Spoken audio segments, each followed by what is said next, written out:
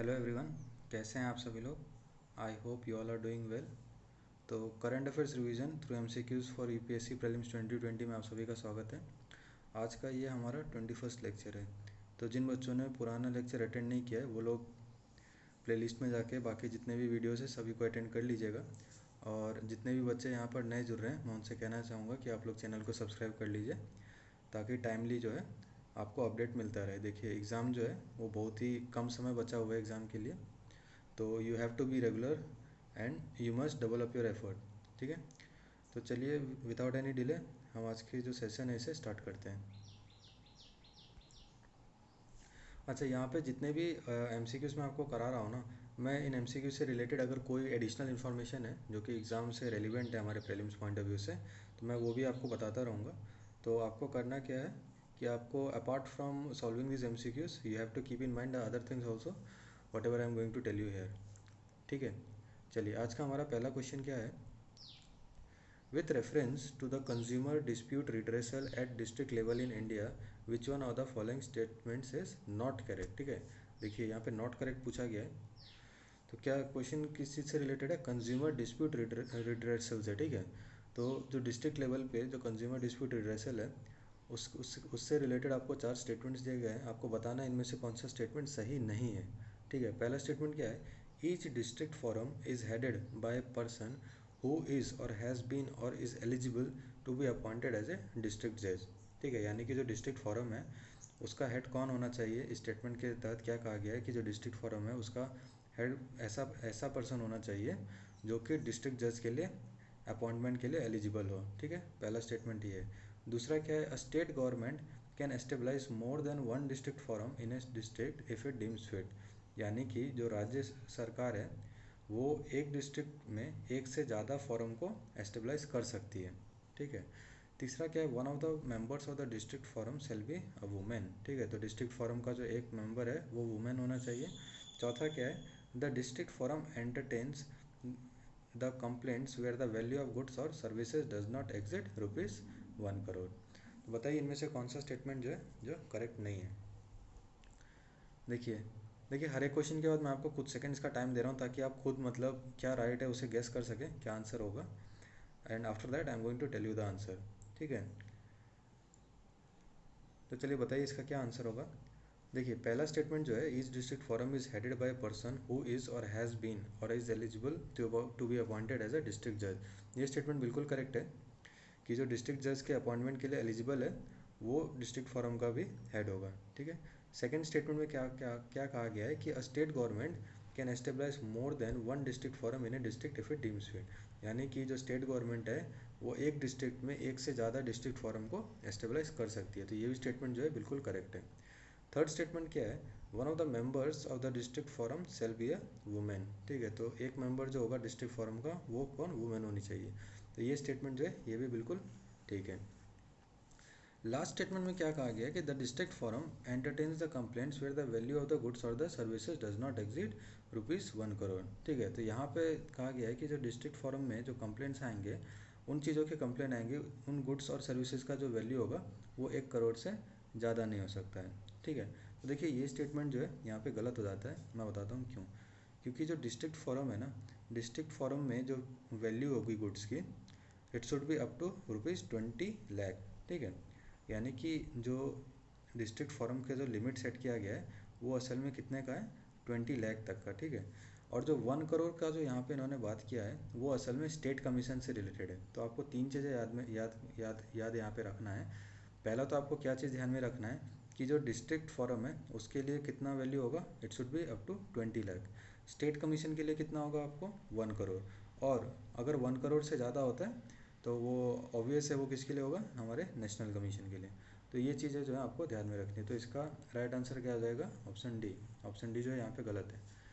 ठीक है, move on करते हैं हम अपने अगले क्वेश्चन की ओर। हमारा अगला क्वेश्चन क्या है? Consider the following statements with reference to the high court system in India. ठीक है, तो हाई कोर्ट सिस्टम से रिलेटेड आपको यहाँ पे 4 स्टेटमेंट्स दिए गए हैं। आपको बताना है इनमें से कौन सा करेक्ट नहीं है। ठीक है, which of the given statements are not correct. चलिए पहला स्टेटमेंट क्या है? Currently there are 25 high courts in India. ठीक है, तो अभी वर्तमान में कुल मिला के 25 हाई कोर्ट है हमारे देश में। सेकंड क्या है, only 3 of them have jurisdiction over more than one state. इन सभी हाई कोर्ट्स में से केवल 3 ऐसे हाई कोर्ट है जिनका ज्यूरिसडिक्शन जो है वो एक स्टेट से ज़्यादा में फैला हुआ है। तीसरा क्या है, no union territory has a high court of its own. ठीक है, यानी कि किसी भी यूनियन टेरिटरी का अपना एक हाई कोर्ट नहीं है। चौथा क्या है, जजेस of the high court hold office till the age of 62। जो हाई कोर्ट के जजेस होंगे वो ऑफिस में कब तक बैठेंगे, टिल द एज ऑफ 62, यानी कि 62 साल तक वो हाई कोर्ट का जज रह सकते हैं। तो बताइए इनमें से कौन सा स्टेटमेंट जो करेक्ट नहीं है। देखिए पहला स्टेटमेंट जो है ना, currently there are 25 high courts in India, ये बिल्कुल ही करेक्ट स्टेटमेंट है। क्योंकि पहले क्या था, 24 हाई कोर्ट्स थे, लेकिन जब से आंध्र प्रदेश के बारे में ये कहा गया कि आंध्र प्रदेश का जो है उसका अपना एक हाई कोर्ट होगा, तब से क्या हुआ, हमारे देश में जो कुल मिला के टोटल हाई कोर्ट्स है वो कितने हो गए, 25। ठीक है, जो 25th हाई कोर्ट था वो किसके लिए था, वो आंध्र प्रदेश के लिए था। ठीक है, सेकंड स्टेटमेंट में क्या कहा गया कि only 3 of them have jurisdiction over more than one state, यानी कि इनमें से केवल 3 ऐसे हाई कोर्ट होंगे जिनका जो जुरिसडिक्शन है वो एक स्टेट से ज़्यादा में फैला हुआ है। देखिए ये स्टेटमेंट गलत है, क्योंकि मैं आपको बताता हूँ, इसमें आपको कुल मिला के जो है आपके टोटल 7 ऐसे हाई कोर्ट्स हैं जिनका जुरिसडिक्शन जो है अभी जो है एक स्टेट से ज़्यादा है। 7 मैं इसलिए कह रहा हूँ क्योंकि आपको मालूम होगा कि जम्मू एंड कश्मीर जो है वो एक यूनियन टेरिटरी हो गया। ठीक है, तो ऐसे में उसका भी जो जुरिसडिक्शन है वो 2 जगह पे फैल गया है, जम्मू एंड कश्मीर का अपना में और लद्दाख में। ठीक है, दोनों अलग अलग हो गए।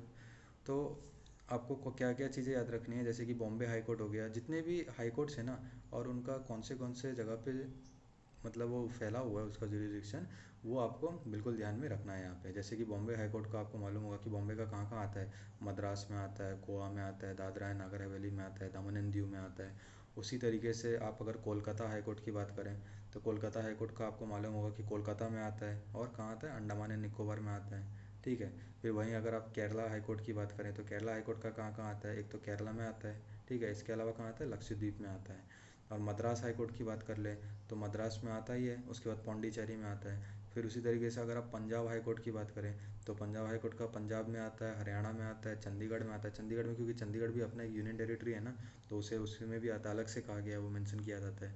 फिर अगर आप गुवाहाटी हाई कोर्ट की बात करें, देखिए गुवाहाटी हाई कोर्ट के बारे में बिल्कुल आप ध्यान में रखिएगा, क्योंकि एग्जाम में अगर इससे रिलेटेड क्वेश्चन आता है ना कि कौन से स्टेट में से बिलोंग करता है कौन सा हाई कोर्ट, तो ऐसे में आपको गुवाहाटी हाई कोर्ट के आने का चांसेस बहुत ज़्यादा हो जाते हैं, क्योंकि वो नॉर्थ ईस्ट में बिलोंग करता है और उसमें काफ़ी ज़्यादा जो है कवर अप करता है। जैसे गुवाहाटी हाई कोर्ट के अंदर में आसाम आ गया। ठीक है, आसाम के बाद आपको मिज़ोरम भी आता है, मिज़ोरम आ गया, नागालैंड आता है, अरुणाचल प्रदेश आता है। तो ये 4 स्टेट्स आप देख सकते हैं जो कि गुवाहाटी हाई कोर्ट के अंदर में आते हैं। इसके अलावा मैंने आपको Jammu and Kashmir high court के बारे में भी बताया। तो Jammu and Kashmir high court का जो है, अब तो जम्मू एंड कश्मीर एक हो गया और लद्दाख एक हो गया। ठीक है, तो कुल मिला के आपने देखा कितने कितने हो गए यहाँ पे, कुल मिला के आपको 7 होते हैं। ठीक है, तो 7 हाई कोर्ट्स है जिनका जो जुरिसडिक्शन है वो एक स्टेट से ज़्यादा में फैला हुआ है। तो हमारा सेकंड स्टेटमेंट जो है ये रॉन्ग हो जाता है। तीसरा क्या है, no union territory has a high court of its own. देखिए मैंने आपको बताया कि दिल्ली का अपना एक हाई कोर्ट है। ठीक है, फिर उसी हिसाब से जम्मू एंड कश्मीर जो वो भी अब एक यूनियन टेरिटरी है, तो उसका भी अपना एक हाई कोर्ट है। तो तीसरा स्टेटमेंट जो यहाँ पे गलत हो जाता है। चौथा क्या है, जजेस of the high court hold office till the age of 62 years. ठीक है, तो ये स्टेटमेंट बिल्कुल सही है, क्योंकि जो हाई कोर्ट के जो जजेस होते हैं ना, उनका एज कितना होना चाहिए, मैक्सिमम 62। और उस एक और बात आप ध्यान में रखिएगा कि जो सुप्रीम कोर्ट के जो जज होते हैं उनका एज कितना होता है, 65। ठीक है, तो इस चीज़ को भी आप ध्यान में रखिएगा कि एग्जाम में कहीं वो अगर 62 की जगह 65 दे दें तो आप कंफ्यूज नहीं होइएगा। हाई कोर्ट के जज का कितना होता है, 62, और सुप्रीम कोर्ट के जज का कितना होता है, 65। तो इसका क्या आंसर हो गया, पहला और चौथा स्टेटमेंट राइट है, so answer should be option number B, क्योंकि इसमें नॉट करेक्ट पूछा है, तो कौन से गलत है, 2 एंड 3। चलिए मूव ऑन करते हैं अगले क्वेश्चन की ओर। Consider the following statements with reference to the rules of conduct and parliamentary etiquette of the Rajya Sabha। ठीक है, तो यहाँ पे रूल्स ऑफ कंडक्ट से रिलेटेड आपको 2 स्टेटमेंट दिए गए हैं। You have to tell which of the above statements are correct. ठीक है, इनमें से कौन सा सही है वो आपको बताना है। पहला स्टेटमेंट क्या है, Rajya Sabha has the right to punish its members for their misconduct whether in the house और आउटसाइड इट। ठीक है, दूसरा क्या है, in an extreme case of misconduct और contempt committed by its member the house can impose lifetime ban on its members. ठीक है, तो अब आपको बताइए इनमें से कौन सा स्टेटमेंट जो करेक्ट है।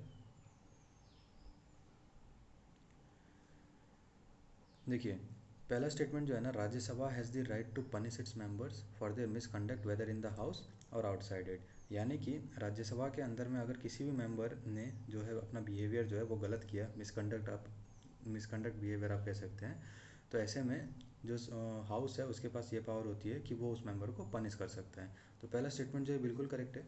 सेकंड स्टेटमेंट में क्या कहा गया कि इन an extreme case of misconduct, ठीक है, मान के चलिए कि मिसकंडक्ट जो हुआ है उसका मतलब बिल्कुल ही एक एक्सट्रीम केस में जा पहुंचा है, तो ऐसे में क्या होगा, the house can impose lifetime ban on its member. देखिए ये स्टेटमेंट जो है ये गलत है, क्योंकि जो हाउस है वो लाइफ टाइम बैन नहीं लगा सकता किसी मेंबर के ऊपर में, हाँ लेकिन वो उसको एक्सपेल जरूर कर सकता है। ठीक है, तो आप इस बात को ध्यान में रखिएगा। देखिए इस तरीके के जो थोड़े से कंफ्यूजिंग टाइप के क्वेश्चन होते हैं ना, यूपीएससी जनरली ऐसे ही घुमा फिरा के पूछता है, तो आपको बिल्कुल इन सब माइन्यूट चीज़ों को ध्यान में रखना होगा। In an extreme case of misconduct और contempt committed by its member, the ऐसे सिचुएशन में हाउस क्या करेगा, the house can expel the member. ठीक है, तो इसका राइट आंसर क्या हो जाएगा, statement number 1, that is option A. Moving on to our next question, consider the following statements about the gaur और द बोस गौरस। ठीक है, तो गौर से रिलेटेड आपको यहाँ पे कुछ स्टेटमेंट्स दिए गए हैं, आपको बताना है इनमें से कौन सा करेक्ट है। पहला स्टेटमेंट क्या है, gaur is the largest extant bovine in the world. What is the second statement, the gaur is the state animal of both the Goa and Bihar. Third statement is it is listed as vulnerable on the IUCN red list of the threatened species. ठीक है, तो बताइए इनमें से कौन सा statement जो है करेक्ट है। देखिए पहला स्टेटमेंट क्या है, gaur is the largest extant bovine in the world. बिल्कुल सही स्टेटमेंट है, गौर जो है ये हम पूरे दुनिया में जो सबसे लार्जेस्ट एक्सटेंट बोविन है ये गौर ही है। सेकंड क्या है, the Gaur is the state animal of both Goa and Bihar. ठीक है, ये बहुत ही एक इंपॉर्टेंट पॉइंट है, इसे ध्यान में रखिएगा। यूपीएससी जो है दूसरे तरीके से भी क्वेश्चन बना सकता है इस चीज़ को लेके। तो गौर जो है स्टेट एनिमल है किस किस का, गोवा का और बिहार का। तीसरा क्या है, देखिए सेकंड स्टेटमेंट भी करेक्ट है। ठीक है, तीसरा क्या है, it is listed as vulnerable on the IUCN red list of threatened species. ठीक है, तो जो IUCN का जो लिस्ट है उसमें इसे कौन सी कैटेगरी में डाला गया है, इसे वल्नरेबल कैटेगरी में रखा गया है। तो बताइए ये करेक्ट है। जी हाँ बिल्कुल, ये तीसरा स्टेटमेंट जो है ये भी बिल्कुल करेक्ट है। चलिए इसके अलावा अगर मैं आपसे पूछता हूँ कि गौर जो है ये कहाँ पे पाया जाता है, तो इस चीज़ को भी आप थोड़ा ध्यान में रखिएगा कि गौर जो है ये असल में आपको साउथ ईस्ट एशिया में पाया जाता है। ठीक है, साउथ एशिया में भी पाया जाता है और स्पेसिफिकली आप देखें तो ये साउथ और साउथ ईस्ट एशिया दोनों जगह पाया जाता है। और ये गौर जो होते हैं ये इनका जो मेन फूड होता है ना, ये जनरली आप कह सकते हैं कि इनका मेन फूड जो है ये घास होता है। ठीक है, ये दे फीड ऑन ग्रास। तो ये दोनों कुछ अलग से एडिशनल इन्फॉर्मेशन थी जो आपको ध्यान में रखनी थी। बाकी अगर इससे गौर से रिलेटेड अगर क्वेश्चन आता भी है, क्योंकि ये बॉस गौरस हो गया, जैसे कोई कोई चीज़ें क्वेश्चन में भी यहाँ पे दे रखी है, तो आप इन सब चीज़ों को ध्यान में रखिएगा। इसका राइट आंसर क्या हो जाएगा, option number D, 1, 2 and 3। Moving on, our next question is consider the following statements. Pitrapol is the Indian side of the Pitrapol-Binapol under Pitrapol-Binapol border checkpoint between India and Binapol of Bangladesh. ठीक है, second क्या है, recently India has extended a line of credit for the expansion of the Mongla port of Bangladesh to enhance the connectivity in the BBIN region. Third is Assam shares longest border with the Bangladesh. You have to tell which of the above statements are correct. तो बताइए इसमें से कौन सा statement जो correct होगा। देखिए पहला स्टेटमेंट क्या है, Petrapole is the Indian side of Petrapole Benapole border check point. ठीक है, तो जो Petrapole Benapole border check point है उसमें इंडिया की तरफ से जो कौन सा साइड है, पिट्रापोल, और बांग्लादेश की तरफ से कौन सा है, बिनापोल। तो ये स्टेटमेंट जो बिल्कुल सही है। ठीक है, इस बात को ध्यान में रखिएगा, जो Petrapole Benapole border check point है उसमें हमारे देश की तरफ से जो देश के साइड में कौन सा पड़ता है, एरिया पड़ता है पिट्रापोल, और बांग्लादेश के साइड में कौन सा एरिया पड़ता है, बिनापोल। सेकंड क्या है, recently India has extended a line of credit for the expansion of Mongla port of Bangladesh. बिल्कुल सही बात है, रिसेंटली जो है लाइन ऑफ क्रेडिट मतलब एक हमारे देश ने साइन अप किया था बांग्लादेश के साथ, कौन से पोर्ट के लिए, मोंगला पोर्ट के लिए। Main point is you have to keep in mind which port, Mongla port, to enhance the connectivity in the BBIN region. तीसरा पॉइंट में क्या कहा गया है कि Assam shares longest border with the Bangladesh. देखिए ये स्टेटमेंट जो है ये गलत है, क्योंकि बांग्लादेश के साथ हमारे देश का जो राज्य है जिसका सबसे ज़्यादा बाउंड्री सटा हुआ है वो कौन सा है, वेस्ट बंगाल। ठीक है, अगर आपने ज्योग्राफी थोड़ी अच्छे से पढ़ी है तो आपको मालूम होगा कि वेस्ट बंगाल का बांग्लादेश के साथ जो बॉर्डर लगता है वो कुल मिला के 2217 किलोमीटर का लगता है।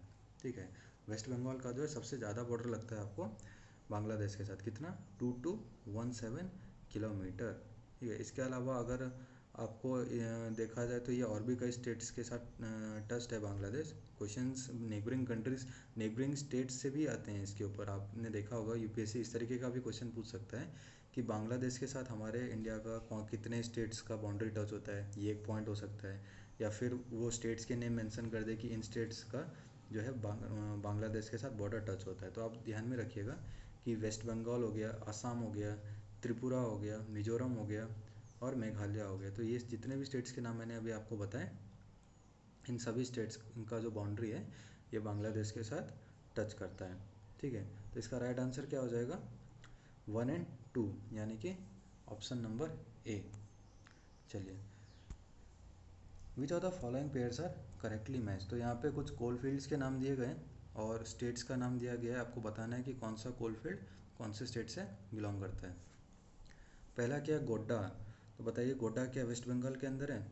जी बिल्कुल नहीं। गोड्डा जो है आपको मैं बता दूं ये राजमहल कोलफील्ड में है, जो कि आपको कहाँ पड़ता है, झारखंड में। तो पहला जो पहला स्टेट है, मैं जब बोलूँ ये गलत हो जाता है, अब ध्यान में रखिएगा। गोड्डा कहाँ पड़ता है आपको, गोड्डा इज इन झारखंड। ठीक है, Godda is in Jharkhand. Second क्या है, झरसुगुडा। तो बताइए झरसुगुडा का कहाँ पड़ता है, झरसुगुडा उड़ीसा में पड़ता है क्या? तो ये स्टेटमेंट जो है बिल्कुल सही है, झरसुगुडा जो है उड़ीसा में ही है। सिंगरेनी, सिंगरेनी कहाँ पड़ता है, यहाँ पे क्या दे रखा है, तमिलनाडु, ये गलत है। सिंगरेनी कहाँ पड़ता है आपको, सिंगरेनी पड़ता है आपको तेलंगाना में। ध्यान में रखिएगा, सिंगरेनी कहाँ पड़ता है, तेलंगाना में। अच्छा, मैं आपको इससे रिलेटेड एक और बात बता दूँ कि सिंगरेनी और सिंगरौली में कंफ्यूज नहीं होइएगा आप लोग। ठीक है, सिंगरेनी जो है ये तो आपको मैंने बताया तेलंगाना में पड़ता है। अगर सिंगरेनी की जगह सिंगरौली आता है ना, तो सिंगरौली के बारे में आप ध्यान रखिएगा कि सिंगरौली कहाँ पड़ता है आपको, एमपी में पड़ता है। ठीक है, वो मध्य प्रदेश में पड़ता है सिंगरौली, और सिंगरेनी पड़ता है आपको तेलंगाना में। And last is Korba. तो कोरबा आपको छत्तीसगढ़ में ही पड़ता है। ठीक है, तो इसका राइट आंसर क्या हो जाएगा, 2 और 4, option number B. Okay, moving on to our next question. United for Biodiversity Coalition, sometimes mentioned in the news, has launched when। तो बताइए यूनाइटेड फॉर बायोडाइवर्सिटी कोलिशन जो था इसे किसने लॉन्च किया था? ये इस तरीके का वन लाइनर जो है, एग्ज़ाम में आपको 2 या 3 क्वेश्चन जो है वन लाइनर भी मिलेंगे, तो आप इसके ऊपर भी है। देखिए इन सभी क्वेश्चंस को आप अगर एक बार गो थ्रू कर लेंगे ना तो ये बिल्कुल दिमाग में बैठ जाएगी।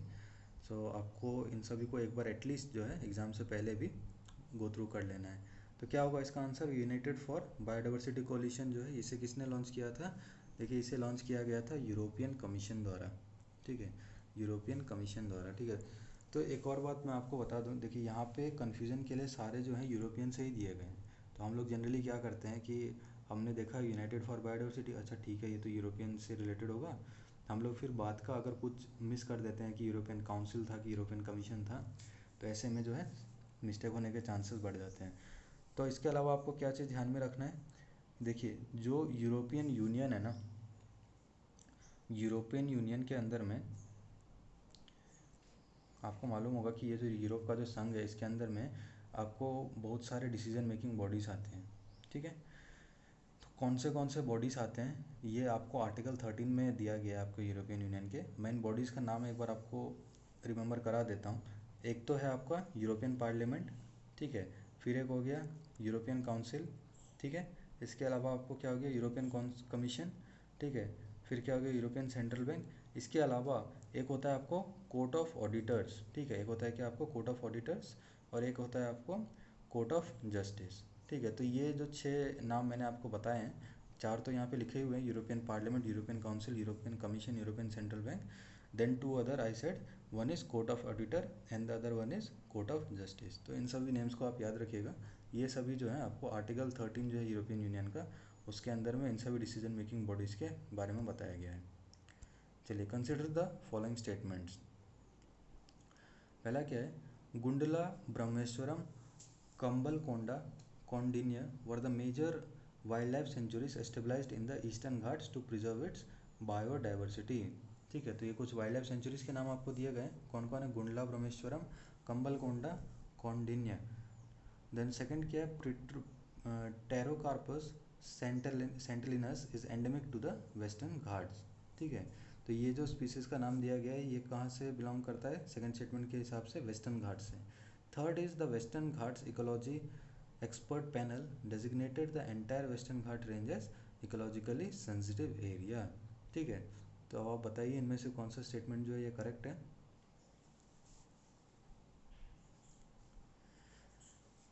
देखिए पहला स्टेटमेंट जो है गुंडला ब्रह्मेश्वरम, कंबलकोंडा, कौंडिन्य, ठीक है, ये तीनों के तीनों जो आपको यहाँ पे वाइल्ड लाइफ सेंचुरीज के जो नाम दिए गए हैं ये आपको कहाँ से बिलोंग करते हैं, ये सभी ईस्टर्न घाट्स के अंदर में पड़ते हैं। ठीक है, इसके अलावा भी आपको कुछ चीज़ें न्यूज़ में थी जिनके बारे में इस क्वेश्चन में मेंशन नहीं किया गया, लेकिन आप ध्यान में रखिएगा। एक तो आपने सुना होगा रोला पड़ू के बारे में। ठीक है, रोला पड़ू के बारे में आपने सुना होगा। इसके बाद आपने नागार्जुन सागर हो गया, श्रीशैलम हो गया, ठीक है, पप्पीकोंडा हो गया। तो इन सभी चीज़ों के बारे में आपने देखा होगा कि काफ़ी हद तक ये न्यूज़ में था, और इससे रिलेटेड जो है काफ़ी क्वेश्चन जो हैं बाकी एग्ज़ाम्स में जो कि एसएससी लेवल पे होते हैं उनमें पूछा भी गया है। बट स्टिल आई थॉट ये यूपीएससी है तो इसमें तो कुछ एक्स्ट्रा ही पूछा जाएगा, इसलिए इन सभी नेम्स को भी आप एक बार अच्छे से दिमाग में याद रखिएगा कि ये जितने भी वाइल्ड लाइफ सेंचुरीज हैं ये कहाँ पड़ते हैं आपको, ईस्टर्न घाट्स में। चलिए सेकंड स्टेटमेंट क्या है, Pterocarpus santalinus is endemic to the Western Ghats. देखिए जो टेरोकार्पस सेंटेलिनस है ना, इसका अगर कॉमन नेम देखा जाए तो इसे असल में रेड सैंडर्स कहा जाता है, या फिर आप रेड सैंडलवुड कह लें। तो रेड सैंडलवुड जो है ज़्यादा कॉमन टर्म है, आपको अब समझ में भी आ गया होगा कि रेड सैंडलवुड जो है इसी को टेरोकार्पस सेंटेलिनस कहते हैं। ये असल में वेस्टर्न घाट्स में नहीं पड़ता है, सेकंड स्टेटमेंट में जैसा दिया गया है। ये कहाँ पे पड़ता है आपको, ये आपको ईस्टर्न घाट्स में पड़ता है। ठीक है, ये कहाँ पड़ता है आपको, ईस्टर्न घाट्स में पड़ता है। थर्ड स्टेटमेंट क्या है, the Western Ghats ecology expert panel designated the entire Western Ghat range as ecologically sensitive area. तो ये बिल्कुल सही स्टेटमेंट यहाँ पे कहा गया है। तो इसका राइट आंसर क्या हो जाएगा, 1 and 3, यानी कि option number A. Okay, moving on to our next question, consider the following statements. National mission on interdisciplinary cyber physical system NMICPS will be implemented by the department of science and technology. ठीक है, बताइए इसे क्या implement किया जाएगा department of science and technology द्वारा। जी हाँ, बिल्कुल सही स्टेटमेंट कहा गया। With a total outlay of ₹6,000 crore for a period of 5 years. 5 साल के लिए इसका आउटले दिया गया है 6,000 करोड़। देखिए ये जो है यहाँ पे इन्होंने बिल्कुल गलत बताया है। मैं आपको बता दूं कि इसके लिए जो टोटल आउटले रखा गया है ना, वो कितना रखा गया है, 3,660 करोड़। ठीक है, इस बात को आप ध्यान में रखिएगा कि जो national mission on interdisciplinary cyber physical system है, इसे दो चीज़ आपको ध्यान में रखनी है। पहला तो क्या, इसे इम्प्लीमेंट करेगा department of science and technology, और दूसरा क्या, इसके लिए जो टोटल आउटले रखा गया है कितना रखा गया है, 3,660 करोड़। ठीक है, कितने साल के लिए रखा गया, 5 साल के लिए। तो पहला स्टेटमेंट जो है गलत हो जाता है क्योंकि यहाँ पे जो आउटले दिया गया था ये चेंज है। सेकंड क्या है, the first super computer designed and built under national super computing mission by CDAC at Indian Institute of Technology BHU Varanasi is named as Param Shivay. देखिए ये जो परम शिवय है ना, परम शिवय जो है सबसे पहला सुपर कंप्यूटर है। इसके बारे में मैंने आपको प्रीवियस लेक्चर में भी बताया था, तो अगर आपने प्रीवियस लेक्चर अटेंड किया तो आपके लिए ये जो है सेकंड पॉइंट बहुत ईजी हो जाता है बताने। थर्ड क्या है, the government of India in its budget 2020 has announced A national mission on quantum technology and application with a total budget outlay of ₹8,000 crore for a period of 5 years. यानी कि budget 2020 में हमारी गवर्नमेंट ऑफ इंडिया ने क्या announce किया है, NMQTA, यानी कि national mission on quantum technologies and application, और इसके लिए टोटल बजट आउटले कितना रखा गया, 8,000 करोड़ 5 साल के लिए। तो ये जो स्टेटमेंट है बिल्कुल करेक्ट है, थर्ड स्टेटमेंट जी बिल्कुल 8,000 करोड़ ही रखा गया था 5 सालों के लिए। तो इसका राइट आंसर क्या हो जाएगा, 2 and 3, यानी कि ऑप्शन नंबर सी। चलिए मूव ऑन करते हैं अपने अगले क्वेश्चन की ओर। अगला क्वेश्चन जो है इसमें उजाला स्कीम से रिलेटेड और उज्ज्वल स्कीम से रिलेटेड जो है स्टेटमेंट्स दिए गए हैं। चलिए देखते हैं क्या लिखा गया है। पहला स्टेटमेंट क्या है कि Ujala under the Ujala scheme 40 watt LED tubelights and BEE 5-star rated energy efficient fans are distributed to the customer. Second क्या है, Ujjawala scheme has been conceived primarily for prevention of trafficking and rescue, rehabilitation and reintegration of the victims of trafficking for commercial sexual exploitation. Okay, and what is the third statement? Under the Ujjwal scheme, a woman of the BPL household without Aadhaar may apply for the new LPG connection in the prescribed format to the nearest LPG distributor. अच्छा देखिए, ऐसे questions में ना आप elimination भी use कर सकते हैं। अब मान के चलिए ये जो थर्ड स्टेटमेंट यहाँ पे दिया गया है, इसमें इन्होंने क्या कहा है कि उज्ज्वल स्कीम के तहत जो BPL हाउस होल्ड की जो वुमेन होंगी उनको विदाउट आधार भी जो है ये कनेक्शन जो है एक तरीके से दे दिया जाएगा। तो आपको बिल्कुल मालूम है ये बात कि आधार जो आजकल कंपलसरी है, तो विदाउट तो यहाँ पे आने का कोई प्रश्न ही नहीं उठता। ठीक है, असल में है क्या कि जिसके पास अगर आधार नहीं भी है ना, तो उसके लिए भी एक कमेटी बनाई गई है जो कि मतलब इन्हें आधार इशू कराएगी। एक आधार का जो नंबर होगा वो इन्हें दिलवा देंगे इस वुमेन को, और उसके बाद जो LPG का कनेक्शन दे दिया जाएगा। ठीक है, तो हमारा जो थर्ड स्टेटमेंट है ये गलत है। और जो पहला स्टेटमेंट जो है इसमें क्या कहा गया था कि उजाला सिम जो है इसमें 40 वाट LED ट्यूबलाइट्स, ठीक है, इन्होंने कितनी की बात कही गई थी, 40 वाट LED ट्यूबलाइट्स के बारे में। ये जो स्टेटमेंट है ये भी गलत है। ठीक है, ये असल में 40 वाट नहीं है, ये असल में 20 वाट था। ठीक है, तो इन दोनों चीज़ों को आप ध्यान में रखिएगा।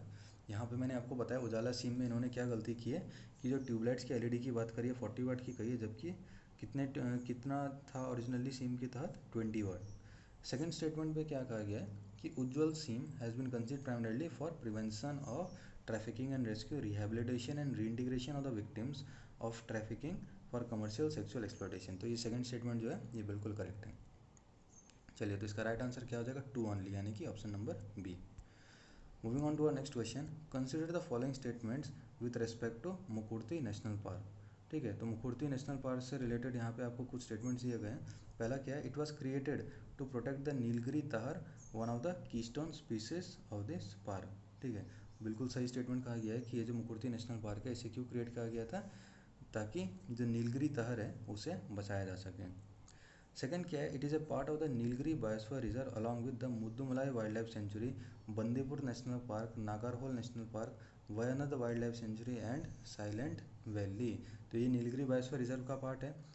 और नीलगिरी बायोस्फीयर रिजर्व का अगर आप पार्ट की बात करें, उसके बाद ये सारे स्टेटमेंट जितने भी यहाँ पे वाइल्ड लाइफ सेंचुरीज और नेशनल पार्क के बारे में दिया गया है, आपको मालूम होगा कि ये सारे भी जो है इसी का पार्ट है। The second statement is also correct. Third क्या है, recently the forest department of Kerala has begun work on the construction of fire lines in this park. देखिए, ये स्टेटमेंट जो है बिल्कुल गलत है, क्योंकि जो फॉरेस्ट डिपार्टमेंट ऑफ केरला नहीं थी, फॉरेस्ट डिपार्टमेंट ऑफ क्या थी, तमिलनाडु। ठीक है, फॉरेस्ट डिपार्टमेंट किसकी थी यहाँ पे, फॉरेस्ट डिपार्टमेंट ऑफ तमिलनाडु थी, जिसने construction of fire lines in this park पर काम करना जो था स्टार्ट कर दिया गया था। तो इसका क्या आंसर हो जाएगा, 1 और 2, यानी कि ऑप्शन नंबर ए। चलिए, मूव ऑन करते हैं अपने अगले क्वेश्चन की ओर। Feed our future campaign sometimes seen in the news is launched by. तो बताइए, फीड आवर फ्यूचर कैंपेन जो है इसे किसने लॉन्च किया था। ठीक है, इस तरीके के वन लाइनर क्वेश्चन जो है बिल्कुल आप दिमाग में बैठा लीजिएगा। बताइए इसे किसने लॉन्च किया था। देखिए, फीड आवर फ्यूचर कैंपेन जो है इसे लॉन्च किया था वर्ल्ड फूड प्रोग्राम ने। ठीक है, ध्यान में रखिएगा इसे। फीड आवर फ्यूचर कैंपेन किसके द्वारा लॉन्च किया गया है, इसे लॉन्च किया गया है वर्ल्ड फूड प्रोग्राम द्वारा। ना कंसिडर द फॉलोइंग पेयर्स। तो यहाँ पे कुछ रिपोर्ट्स दिए गए हैं और आपको बताना है कि इनके कौन पब्लिशर्स हैं। ठीक है, तो बताइए, पहला जो रिपोर्ट है ये किसके बारे में है, ग्लोबल वेल्थ रिपोर्ट। और इसमें क्या कहा गया है कि इसे कौन पब्लिश करता है, वर्ल्ड इकोनॉमिक फोरम। तो बताइए क्या ये सही है। देखिए, ये जो है बिल्कुल गलत है, क्योंकि ग्लोबल वेल्थ रिपोर्ट जो है इसे असल में कौन पब्लिश करता है, क्रेडिट स्विस ग्रुप। ठीक है, ध्यान में रखिएगा, ग्लोबल वेल्थ रिपोर्ट को कौन पब्लिश करता है, Credit Suisse group. Next is world investment report. तो वर्ल्ड इन्वेस्टमेंट रिपोर्ट को कौन पब्लिश करता है, याद रखिएगा, वर्ल्ड इन्वेस्टमेंट रिपोर्ट को UNCTAD, यानी कि United nation conference on trade and development. World investment report को कौन पब्लिश करता है, United nation conference on trade and development. और तीसरा जो है ग्लोबल फाइनेंशियल स्टेबिलिटी रिपोर्ट, तो इसे कौन पब्लिश करता है, IMF। बिल्कुल सही लिखा हुआ है यहाँ पे, इंटरनेशनल मॉनेटरी फंड। ठीक है, so global financial stability report का IMF ही प्रोड्यूस करता है। So which of the pairs are correctly match, जो तीसरा जो है हमारा बिल्कुल सही मैच कर रखा हुआ करा है यहाँ पे, तो what should be the right answer? Option number B. चलिए, with reference to the intensified mission Indradhanush, ठीक है, यानी कि इंटेंसिफाइड मिशन इंद्रधनुष से यहाँ पे आपको कुछ स्टेटमेंट्स दिए गए हैं, आपको बताना है इनमें से कौन सा करेक्ट है। पहला स्टेटमेंट क्या है कि mission falls under the purview of ministry of women and child development, ये जो मिशन है ministry of women and child development के अंदर में आता है। सेकंड क्या है, it aims to provide the routine immunisation to children below 2 years of age, ठीक है। देन थर्ड क्या है, intensified mission Indradhanush would be closely monitor through the Pragati platform. Pragati के बारे में आपको बता दूं, प्रगति होता है आपको proactive governance and timely implementation, ठीक है। तो बताइए इनमें से कौन सा स्टेटमेंट करेक्ट है। देखिए, पहला जो स्टेटमेंट है mission falls under the purview of WCD ministry, ये जो स्टेटमेंट है ये गलत है, क्योंकि जो इंटेंसिफाइड मिशन इंद्रधनुष है ये असल में किसके अंदर में आता है, आपको ministry of health and family welfare के अंदर में, ठीक है। इंटेंसिफाइड मिशन इंद्रधनुष जो है ये किसके अंदर में आता है, ministry of health and family welfare के अंदर में। सेकंड स्टेटमेंट में जो बात कही गई है बिल्कुल सही है कि 2 साल से जो कम उम्र के वाले बच्चे होते हैं, 2 साल से कम उम्र वाले बच्चे, उनके इम्यूनाइजेशन के बारे में यहाँ पे बात करी गई है। इसके अलावा आपको क्या ध्यान में रखना है कि जो प्रेग्नेंट वुमेन है ना, उनके लिए भी जो इम्यूनाइजेशन की बातें हैं इस स्कीम के अंदर में कही गई है। और थर्ड स्टेटमेंट में प्रगति प्लेटफॉर्म के बारे में कहा गया, ये भी बिल्कुल करेक्ट स्टेटमेंट है। तो 2 and 3 should be the right answer, that is option number B.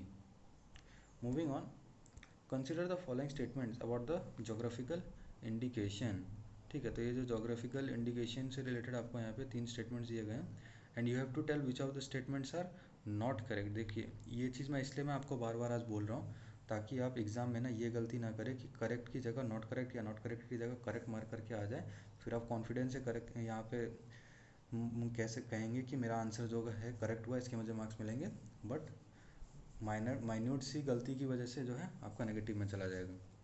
तो ऐसा नहीं होना चाहिए। पहला क्या है, 2 GI certificates of the registration for a same produce can not be issued, ठीक है। तो ये जो स्टेटमेंट है इसमें क्या कहा गया है कि एक ही प्रोडक्ट के लिए आपको 2 GI सर्टिफिकेट जो है उनका रजिस्ट्री नहीं हो सकता है।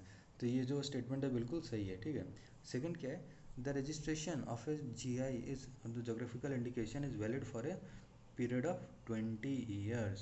तो बताइए कि क्या जो रजिस्ट्रेशन है GI टैग की उसकी वैलिडिटी क्या 20 साल की है।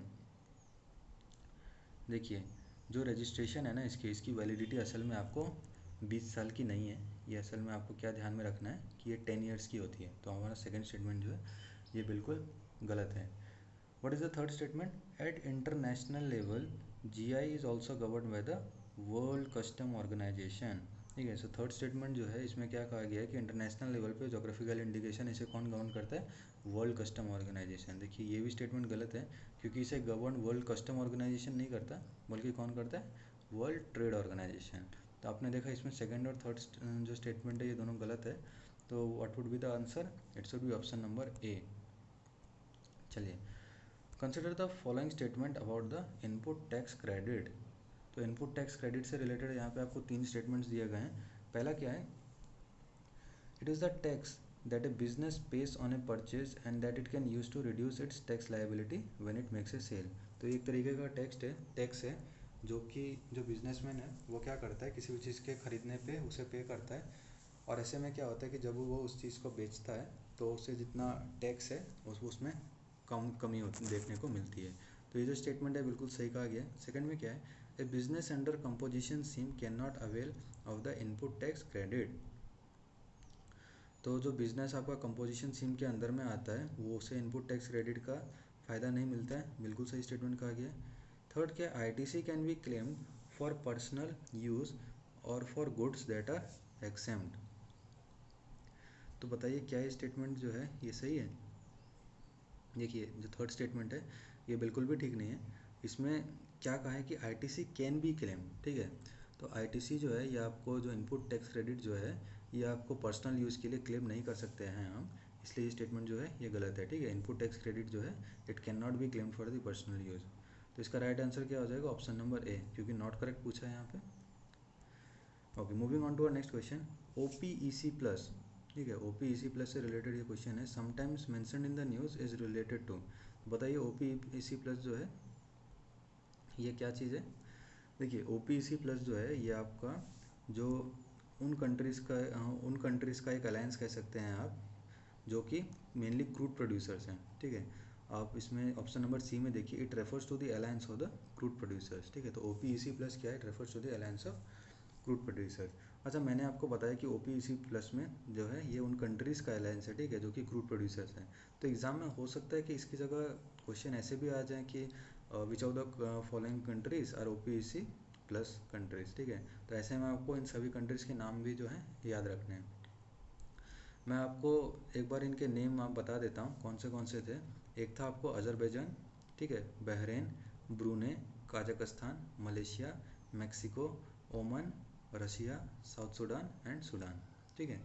तो मैंने आपको जो नेम बताए ये सारे आपको ध्यान में रखना है। कौन सा मैंने बताया, Azerbaijan, then Bahrain, Brunei, Kazakhstan, Malaysia, Mexico, Oman, Russia, South Sudan and Sudan, ठीक है। तो ये सारे नेम जो है आप इन सभी को भी ध्यान में रखिएगा। Now consider the following statements. In Maruram versus Union of India 1980 case, it was held by the Supreme Court that Article 72 is to be exercised on the advice of the central government, ठीक है। Second क्या है, according to the US Constitution the president can grant pardon except in the case of impeachment, बिल्कुल सही है। Third क्या है, the power of the president of India to grant pardon except in the cases where the punishment or the sentence is by court martial, ठीक है। तो president के पास ये भी पावर होती है, सही बात कही गई है। तो इसमें आपने देखा जो तीनों के तीनों स्टेटमेंट जो यहाँ पे दिए गए हैं बिल्कुल करेक्ट है। तो इसका राइट आंसर क्या हो जाएगा, ऑप्शन नंबर डी। चलिए अगला क्वेश्चन क्या है, consider the following statements with reference to article 21 of the Indian constitution. तो हमारे संविधान में जो आर्टिकल 21 है इससे रिलेटेड यहाँ पे कुछ स्टेटमेंट दिए गए हैं। पहला क्या है, article 21 can not be suspended during an emergency, बिल्कुल सही बात कही गई है कि हम एमरजेंसी के दौरान, यानी कि देश में अगर किसी भी तरीके की एमरजेंसी लगाई जाती है तो भी आर्टिकल 21 जो है इसको सस्पेंड नहीं किया जा सकता। सेकेंड क्या है, the right to marry a person of one's choice is integral to article 21, बिल्कुल सही स्टेटमेंट है। थर्ड क्या है, right to life and liberty also covers the access to internet, ठीक है। तो ये जो आपको एक्सेस टू इंटरनेट वाला है इसके बारे में ये बिल्कुल न्यूज़ में था लास्ट ईयर, आपको मालूम होगा कि केरला से रिलेटेड ये न्यूज़ में था, ठीक है। केरला गवर्नमेंट में केरला हाई कोर्ट ने इससे रिलेटेड जो है अपना स्टेटमेंट दिया था। तो थर्ड स्टेटमेंट जो है, right to life and liberty also covers the access to internet, ये भी बिल्कुल सही है। तो इसका राइट आंसर क्या हो जाएगा, ऑप्शन नंबर डी, यानी कि 1, 2 एंड 3।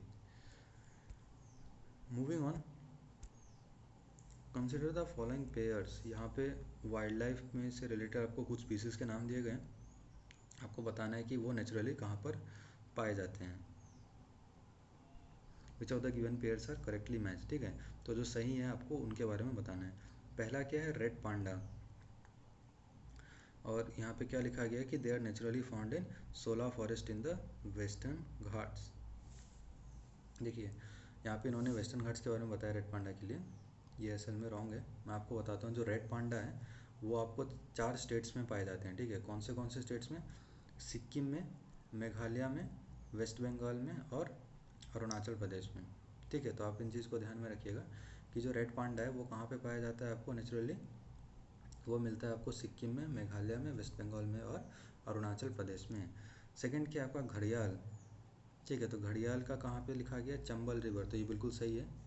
थर्ड क्या है, लायन टेल्ड मैक, ठीक है। तो लायन टेल्ड मैकेक जो है ये कहाँ पे आपको पाया जाता है, इन्होंने यहाँ पे क्या लिखा है, eastern Himalayas and Assam forest, ये बिल्कुल गलत है। जो लायन टेल्ड मैकेक है ये आपको मिलते हैं वेस्टर्न घाट्स में, ठीक है। इसे ध्यान में रखिएगा, लायन टेल मैकेक कहाँ मिलता है, वेस्टर्न घाट्स में। चौथा क्या है, रस्टी स्पॉटेड कैट्स, तो जो रस्टी स्पॉटेड कैट्स हैं ये कहाँ पे मिलते हैं, ईस्टर्न घाट्स में, बिल्कुल सही है। तो इसका राइट आंसर क्या हो जाएगा, 2 एंड 4, यानी कि option number B. Now consider the following statements. पहला क्या है, cord blood is the blood that remains in the umbilical cord and placenta post delivery, ठीक है। सेकंड क्या, globally cord blood banking is recommended as a source of haematopoietic stem cell transplantation, ठीक है। तो पहला स्टेटमेंट में क्या कहा गया था कि जो कोड ब्लड है ये कहाँ पे रहता है पोस्ट डिलीवरी के बाद, अम्बिलिकल कॉर्ड एंड प्लेसेंटा में। So first statement is correct. Then what is the second statement saying, that globally it is recommended as a source of haematopoietic stem cell transplantation. ठीक है, तो second statement जो ये भी correct है।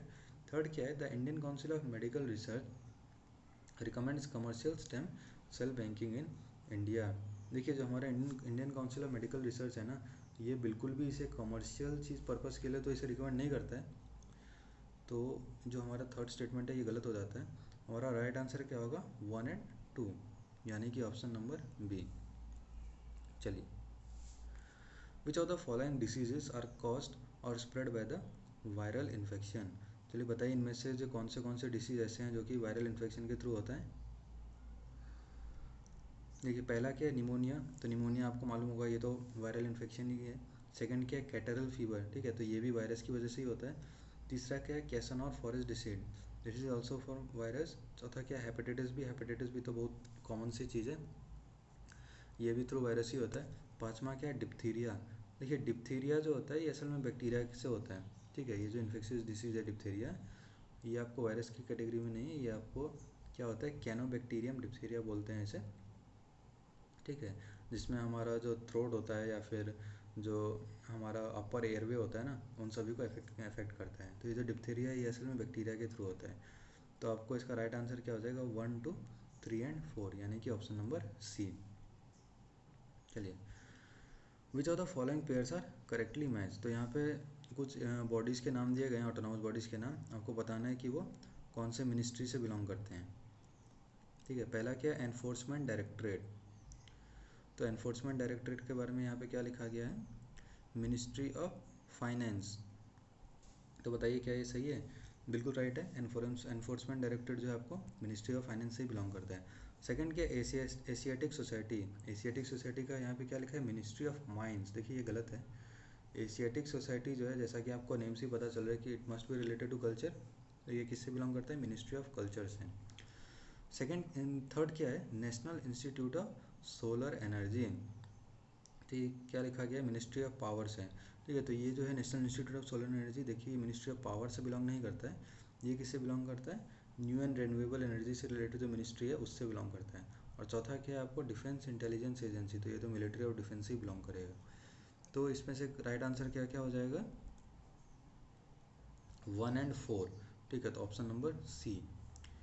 चलिए, the election commission of India mandates certain rules regarding starting a new political party in India.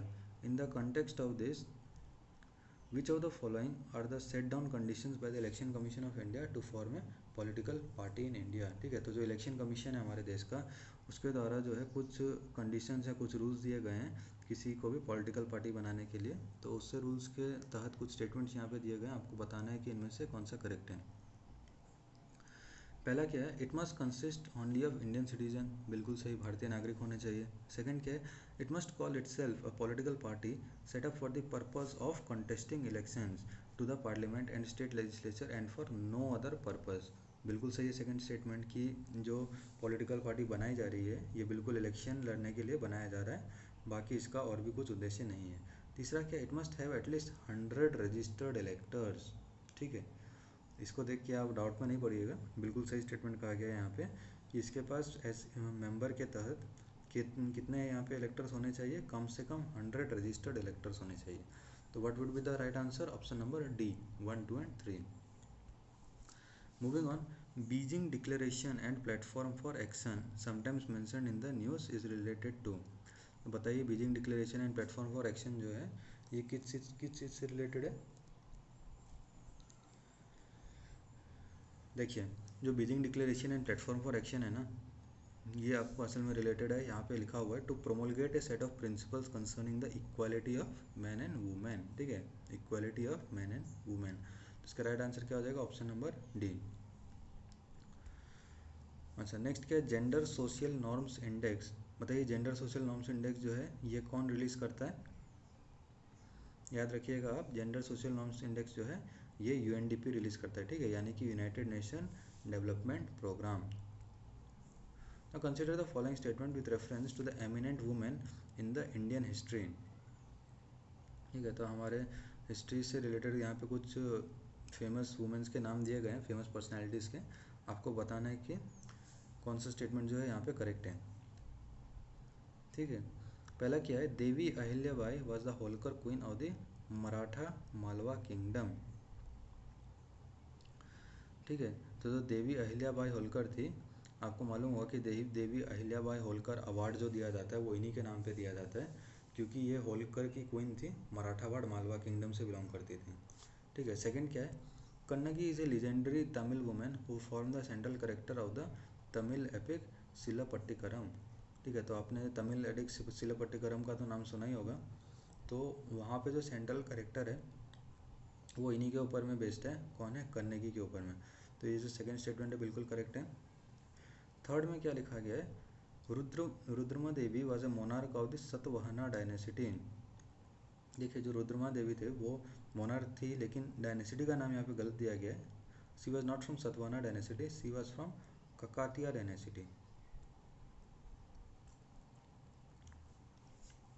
ठीक है, जो रुद्रमान देवी थी, she was a monarch of the Kakatiya dynasty in the Deccan plateau. So what will be the answer, 1 and 2, यानी कि option number A. Moving on, consider the following statements. In 1503 AD Portuguese had establish their first fort in Cochin in India. बताइए क्या statement सही है। देखिए, बिल्कुल सही statement कहा गया है कि 1503 में पोर्टुगीज ने सबसे पहला फोर्ट जो है कहाँ पे बनाया था, हमारे देश में, कोचिन में। सेकंड क्या है, Goa was Portugal first territorial possession in Asia. ठीक है, तो जो पोर्टुगीज का एशिया में सबसे पहला टेरिटोरियल पोजीशन कौन सा जगह था, गोवा। बिल्कुल सही स्टेटमेंट कहा गया है। थर्ड क्या है, पोर्टुगीज कंस्ट्रक्टेड ए फोर्ट एट दियो। तो ये स्टेटमेंट भी बिल्कुल करेक्ट है, क्योंकि जो पोर्टुगीज से लोग आए हुए थे, जो पोर्टुगीज थे, उन्होंने दियो में एक फोर्ट को, एक किले को बनाया था। तो इसका राइट आंसर क्या हो जाएगा, 1, 2 and 3, यानी कि option number D. Now consider the following statement with reference to the medieval Indian history. First statement is Muhammad Hussain Kashmiri, a contemporary of the Emperor Akbar, was a reputed calligrapher. तो जो मोहम्मद हुसैन कश्मीरी थे, सबसे पहला क्या कहा गया है कि वो अकबर के कॉन्टेम्प्रोरी थे, और सेकंड क्या चीज़ कहा गया है कि वो एक कैलीग्राफर थे। ठीक है, तो ये स्टेटमेंट जो है बिल्कुल सही है। मोहम्मद हुसैन कश्मीरी जो थे, सबसे पहला तो आपको क्या चीज़ ध्यान में रखना है कि he was a contemporary of emperor Akbar, and second thing is he was a reputed calligrapher. Second क्या है, Jharokha Darshan was introduced by the Shahjahan. ये स्टेटमेंट जो है ये गलत है। जो झारोक दर्शन है ना, इसे शाहजहाँ ने नहीं इंट्रोड्यूस किया था। झारोक दर्शन को किसने इंट्रोड्यूस किया था, अकबर ने। ठीक है, then what is the third statement, during the Mughal rule sijda was the highest form of submission or the complete prostration. तो मुगल्स के साम्राज्य में, मुगल्स के समय में जो हाईएस्ट फॉर्म ऑफ सबमिशन था वो क्या था, सिजदा। तो ये स्टेटमेंट जो है ये भी बिल्कुल करेक्ट है। थोड़ी सी चेंजेस जो है, थोड़ा सा एक्स्ट्रा चीज़ मैं आपको बताना चाहूँगा यहाँ पे। ये जो यहाँ पे सिजदा का बात किया गया है, ये असल में शाहजहाँ के टाइम पे थोड़ा सा चेंज हो गया था। इस रिचुअल को ज़मीन बुआ कहते थे उसके टाइम पे। ठीक है, ज़मीन बुआ का मतलब होता है kissing the ground, but still जो हाईएस्ट फॉर्म ऑफ सबमिशन था वो सिजदा ही था। So 1 and 3 is correct. So what will be the right answer, option number A. चलिए, moving on to next question. Ghasidas national park is located in, देखिए ये तो easy सा क्वेश्चन है, आपको मालूम ही होगा कि घसीदास नेशनल पार्क कहाँ लोकेटेड है। ये आपका छत्तीसगढ़ में पड़ता है। ठीक है, चलिए मूव ऑन करते हैं हम अपने अगले क्वेश्चन की ओर। Consider the following statements about the Indian Ocean commission. तो इंडियन ओशियन कमीशन से रिलेटेड यहाँ पे स्टेटमेंट दिए गए। पहला क्या है, it is an intergovernmental organisation created in 1982। ये बिल्कुल सही बात कही गई है कि इसे कब क्रिएट किया गया था, 1982 में। आपको इसके अलावा एक और चीज़ याद रखना है कि इसे कब इंस्टीट्यूशनलाइज किया गया था, 1984 में। ठीक है, बनाया कब गया था, 1982 में, और ये कब इंस्टीट्यूशनलाइज हुआ था, 1984 में। ठीक है, the vision for the Indian Ocean Commission originated during a visit by the late president Nelson Mandela of the South Africa to India in 19, नहीं बिल्कुल ये गलत स्टेटमेंट है, सेकंड स्टेटमेंट इज रॉन्ग। तो इसका राइट आंसर क्या हो जाएगा, 1 ओनली। अच्छा, इंडियन ओशियन कमीशन से रिलेटेड मैं आपको कुछ और बातें बता दूँ एग्ज़ाम से रेलिवेंट, जो क्योंकि इंडियन ओशियन कमीशन के कौन मेंबर्स हैं ये भी आप ध्यान में रखिएगा। कौन कौन होते हैं इसके मेंबर्स, जैसे माडागास्कर है, मॉरिशियस हो गया, रीयूनियन हो गया, कॉमोरोस हो गया, और सिकेलिस हो गया। ठीक है, इन सभी को चीज़ों को जगह में आप ध्यान रखिएगा कि इसके अंदर कुल मिला के 5 अफ्रीकन इंडियन नेशंस आते हैं। कौन कौन? Comoros, Madagascar, Mauritius, Reunion and Seychelles. और इसके 4 ऑब्जर्वर्स भी हैं, ठीक है।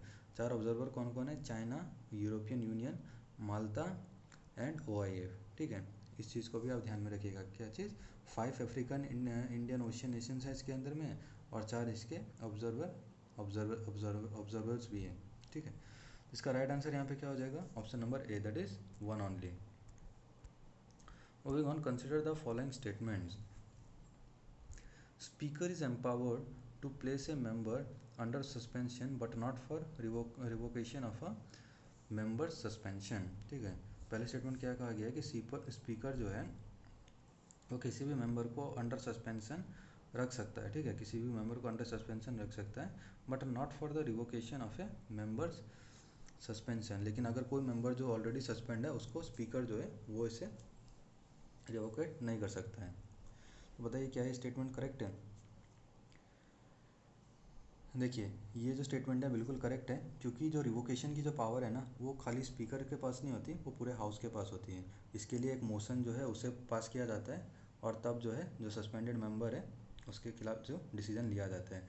सेकंड में क्या कहा गया कि unlike the speaker, the Rajya Sabha chairman does not have the power to suspend a member. जी बिल्कुल सही स्टेटमेंट कहा गया है ये, कि स्पीकर के बारे में जैसे मैंने आपको बताया कि वो किसी भी मेंबर को सस्पेंड करने का उसके पास पावर होता है, लेकिन जो राज्यसभा है वो ऐसा नहीं कर सकता। उसे हाउस में एक मोशन को अडॉप्ट करना पड़ेगा किसी भी मेंबर को जिसे वो सस्पेंड करना चाहता है उसके आगे, ठीक है। तो यहाँ पे जो दोनों स्टेटमेंट्स है दोनों के दोनों करेक्ट है। What will be the right answer? Option number C, both 1 and 2। चलिए, moving on to next question. Consider the following statements. Under article 82 the parliament can enact a delimitation act after every census, ठीक है। यानी कि article 82 के तहत क्या कहा गया है कि जो पार्लियामेंट है वो हर एक सेंसस के बाद एक डेलिमिटेशन एक्ट को इनेक्ट कर सकता है। सेकंड स्टेटमेंट में क्या कहा गया है कि once the act is in force, president of India sets up the delimitation commission. देखिए, ये स्टेटमेंट करेक्ट है, खाली गलती क्या कर दी इन्होंने कि यहाँ पे क्या कहा है कि प्रेसिडेंट ऑफ इंडिया जो है वो डेलिमिटेशन कमीशन को सेटअप करेगा। लेकिन असल में क्या होता है कि जो यूनियन गवर्नमेंट है वो इसे डेलिमिटेशन कमीशन को सेटअप करता है, ठीक है। So second statement is wrong. Once the act is in force, the union government shall be setting up a delimitation commission.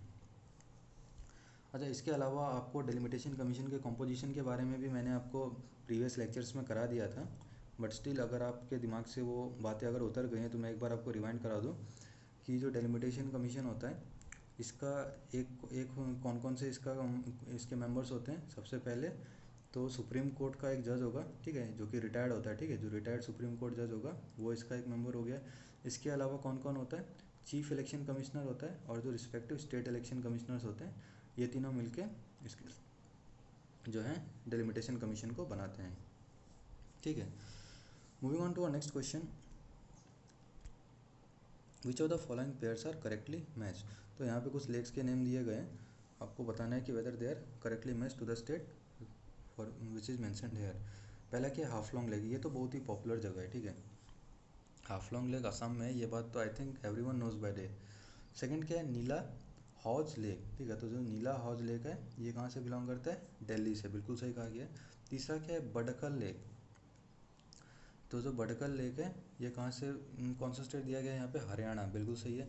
चौथा जो सांबर लेक है, ये तो आजकल बच्चे बच्चे को मालूम है कि सांबर लेक कहाँ पर है? राजस्थान में। तो मेनली यहाँ पे दो आपको नए देखने को मिल रहे होंगे, कौन से? नीला हाउस लेक जो कि दिल्ली में है, और तीसरा क्या है? बडखल लेक हरियाणा में।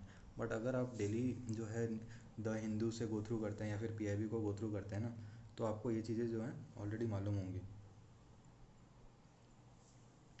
ठीक है। सो what will be the right answer? Option number D. Moving on, consider the following statements, ठीक है। तो यहाँ पे क्या कौन से स्टेटमेंट दिए गए? पहला क्या है? Mangrove forest only grow at tropical and सब ट्रॉपिकल लैटिट्यूड्स। तो बताइए क्या मैंग्रोव फॉरेस्ट जो है वो क्या ट्रॉपिकल और सब ट्रॉपिकल लैटिट्यूड्स में ग्रो करता है? देखिए, जो मैंग्रोव फॉरेस्ट है उसके लिए वो ऐसे एरियाज़ में ग्रो करता है। सबसे पहली बात मैं आपको बताऊं कि वो ऐसे एरियाज़ में ग्रो करता है जहाँ पे आपको जो सॉइल में जो ऑक्सीजन की जो मात्रा होती है वो बहुत कम होती है, ठीक है। और जहाँ पे मान के चलिए जो पानी होता है ना वो बहुत स्लोली मूव कर रहा हो, तो ऐसे में क्या होता है कि बहुत सारे सेडिमेंट जो है एक जगह पे इकट्ठे हो जाते हैं। तो इन सब जगहों पे जो है मैनग्रोव फॉरेस्ट जो है ग्रो करता है। तो ऐसे जो रीजन्स है कहाँ पे पड़ते हैं आपको, ट्रॉपिकल एंड सब ट्रॉपिकल एल्टीट्यूड, बिल्कुल यहाँ पे जो बात कही है सही कही है। सेकंड में क्या कहा गया कि the Sundarbans lie in the latitudes north of the tropic of cancer कहा है इन्होंने। ठीक है, ये यहाँ पे गलत हो गया कि जो सुंदरबंस है वो असल में ट्रॉपिक ऑफ कैंसर के साउथ में पड़ते हैं। ठीक है, इसे आप ध्यान में रखिएगा। जो सुंदरबंस है ये कहाँ पे पड़ते हैं, ट्रॉपिक ऑफ कैंसर के साउथ में। सो what will be the right answer, option A. Next is बुरा चपोरी वाइल्ड लाइफ सेंचुरी। बताइए बुरा चपोरी वाइल्ड लाइफ सेंचुरी जो है ये कहाँ पे पड़ता है आपको। देखिए बुरा चपोरी वाइल्ड लाइफ सेंचुरी हो गया, पवित्रो वाइल्ड लाइफ सेंचुरी हो गया, मानस वाइल्ड लाइफ सेंचुरी हो गया, दिब्रू सेखोवा नेशनल पार्क हो गया, काजरंगा नेशनल पार्क हो गया, ये जितने भी हैं ना ये सभी के सभी आपको कहाँ पड़ते हैं, आसाम में पड़ते हैं। आपको मालूम होगा कि आसाम में जो है बेसिकली किस चीज़ के लिए पॉपुलर है, तो जो वन हॉर्न राइनोस होते हैं ना उनके प्रोटेक्शन के लिए उन्हें एक जगह से दूसरे जगह पे ले जाया जाता है, ताकि कौन सा जो एरिया है उनको कौन सा जो इन्वायरमेंट है उसे सूट करता है उन्हें वहाँ पे जो है और ज़्यादा मात्रा में रखा जा सके।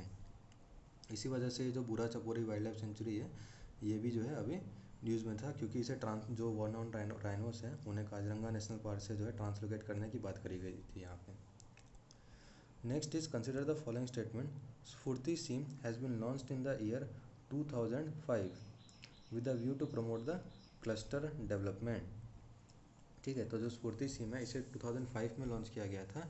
किस वजह से, इसका मुख्य उद्देश्य क्या था, to promote the cluster development. बताइए ये जो स्टेटमेंट है बिल्कुल करेक्ट है। सेकंड क्या है, solar charkha mission has been implemented by the Khadi and village industries commission.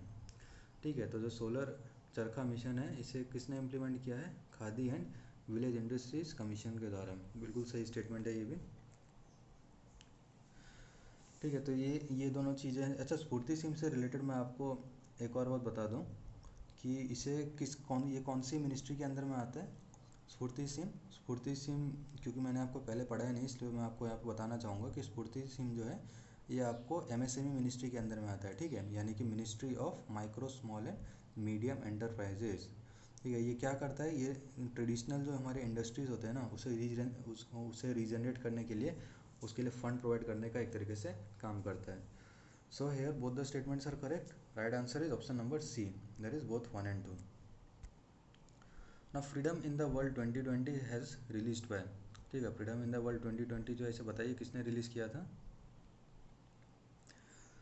देखिए इसे रिलीज़ किया गया था फ्रीडम हाउस द्वारा। ये तो बहुत ईजी है, अगर आप को कुछ ट्रिक्स होते हैं ना, जैसे एग्ज़ाम में आप इतना वास्ट कोर्स होता है, इतना वास्ट सिलेबस है, तो कभी कभी क्या होता है कि हम चीज़ों को पढ़ते हैं लेकिन भूल जाते हैं। तो ऐसे में जो है इन सभी चीज़ों को आपको ट्रिक्स के थ्रू भी याद रखना पड़ता है। जैसे फ्रीडम इन द वर्ल्ड 2020 है, यहाँ पे भी फ्रीडम है, यहाँ पे भी आप फ्रीडम हाउस के द्वारा जो है इसे रिलीज़ किया गया था। चलिए,